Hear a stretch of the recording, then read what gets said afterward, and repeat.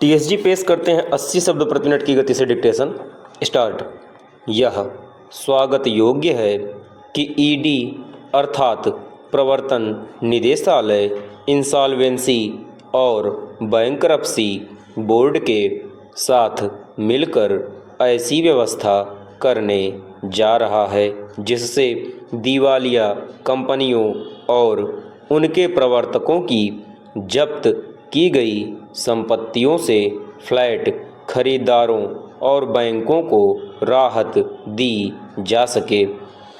ED की ओर से इस संदर्भ में जो मानक संचालन प्रक्रिया बनाई जा रही है उससे यह स्पष्ट हो रहा है कि उसके दायरे में बिल्डरों की जब्त संपत्तियां ही आएंगी।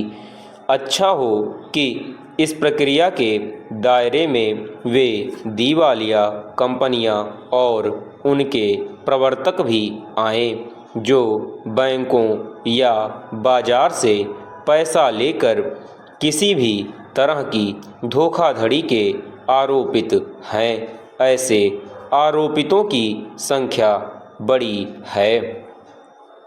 इनमें वे घोटालेबाज भी शामिल हैं जो अपने कारोबार को विस्तार देने के नाम पर बैंकों से बड़ा लोन लेकर उसे हड़प गए।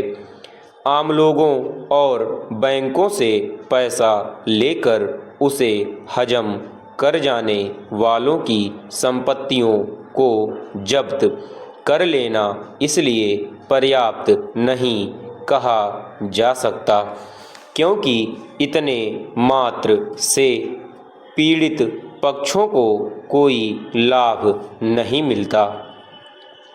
दिवालिया कंपनियों और कारोबारियों की जब्त संपत्ति को लेकर जो वैधानिक कार्रवाई शुरू की जाती है वह आमतौर पर लंबी खिंचती है। इस दौरान पीड़ित पक्ष परेशान होते रहते हैं क्योंकि अभी नियम यह है कि मामले का निपटारा होने तक जब्त संपत्ति को बेचा नहीं जा सकता। इसका बुरा असर बैंकों, निवेशकों और आम लोगों पर पड़ता है।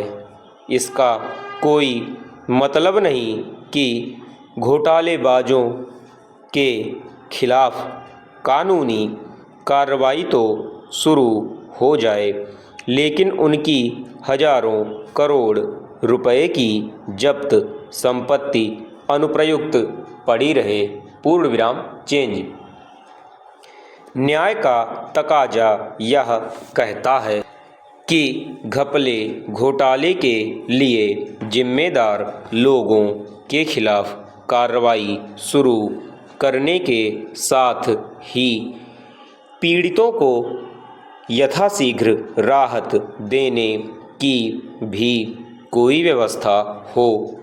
बैंक तो तब भी घोटाले में डूबी रकम वापस पाने की प्रतीक्षा कर सकते हैं लेकिन आम लोग ऐसा नहीं कर सकते। इसकी अनदेखी नहीं की जा सकती कि बड़ी संख्या में ऐसे बिल्डर हैं जिन्होंने लाखों लोगों को उनके घर का सपना दिखाकर उनके साथ ठगी की। इनमें से अनेक बिल्डरों ने फ्लैट खरीदारों के साथ बैंकों को भी ठगा।